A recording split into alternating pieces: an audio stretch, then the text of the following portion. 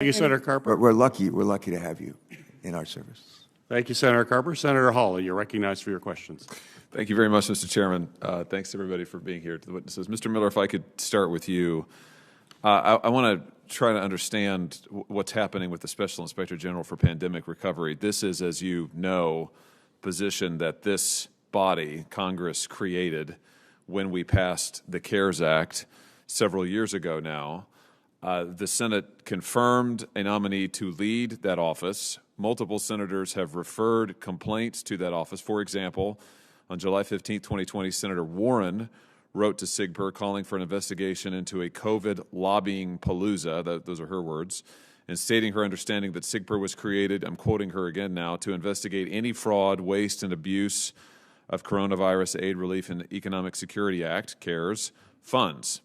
On August 6th of that year, 2020, 28 other senators, that includes me, wrote to SIGPER requesting an investigation into 43 Planned Parenthood affiliates that applied for and received CARES Act funds through the Small Business Administration's Paycheck Protection Program, despite clear rules against that. My point is that multiple senators have referred multiple things to SIGPER. It's in the legislation. However, the Biden administration and DOJ, in consultation with OMB, stripped SIGPER of almost all of its jurisdiction pretty much as soon as it came to office in April of 2021.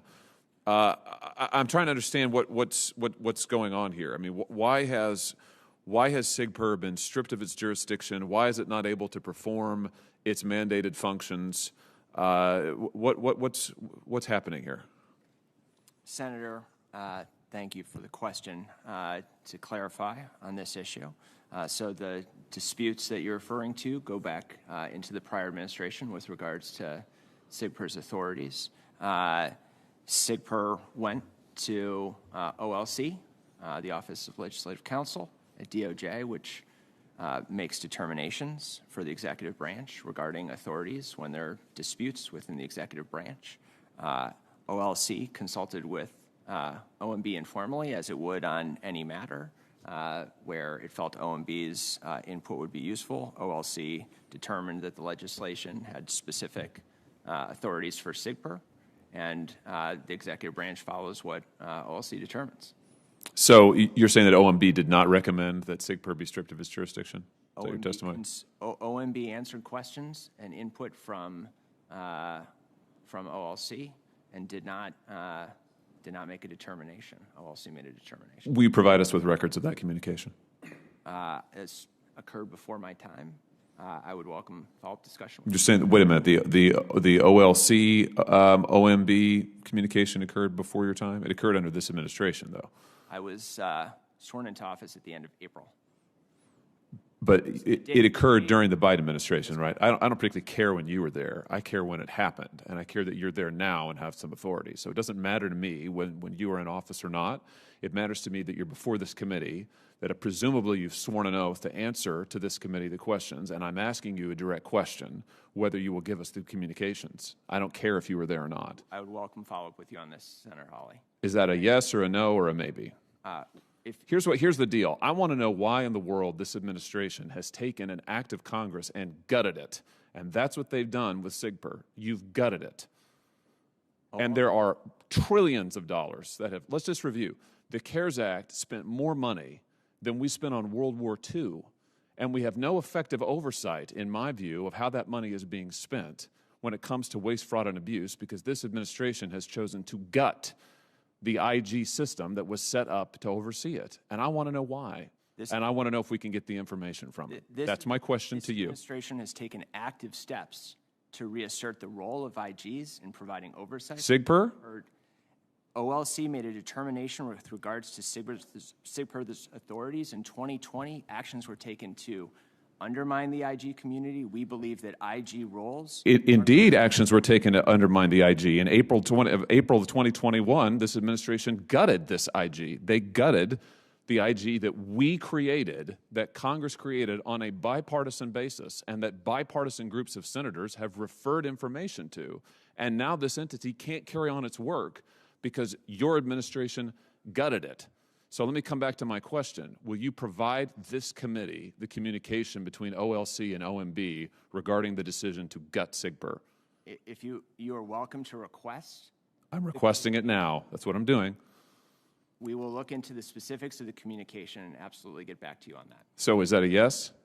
I would like to look into the specifics of the communication. Yeah, that sounds like frankly, a non-answer to me. And unfortunately, that's been the case for a year now, since this administration gutted SIGPER.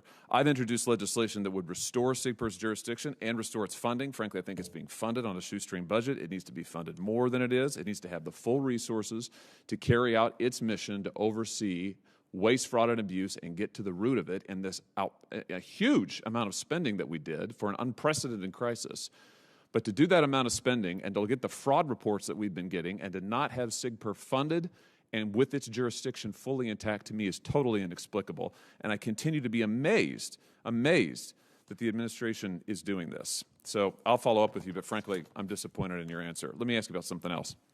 Yesterday, the New York Times reported that the Biden administration is taking $377 million in federal emergency housing aid from states mostly controlled by Republicans, I'm quoting from the New York Times, and redirected that cash to states that have already used their allotted money, including New York, California, and New Jersey. Is there statutory authority for this? I'm not familiar with the specific decision that you're referring to, but I'm happy to follow up with you on it. So it's right here. Treasury shifts $377 million among states as pandemic housing aid dries up, from the New York Times. It's about the $46 billion in emergency rental assistance that this program enacted back in 2020. It's a program that's critical to keeping people in their homes. And so my question to you is there statutory authority to shift around almost $500 million from one state to another without the state's consent? I would expect the Treasury only take action consistent with statutory authority. If they didn't, it would be inappropriate. Okay, so that's a yes. You think there is statutory authority? What would it be?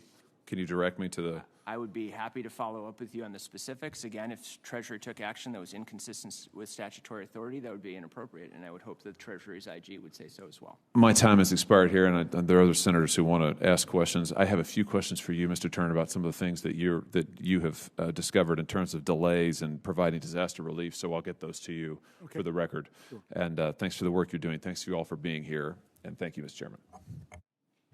Thank you, Senator Hawley. Senator Padilla, you're recognized for your questions.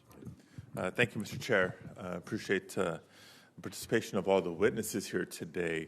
Let me begin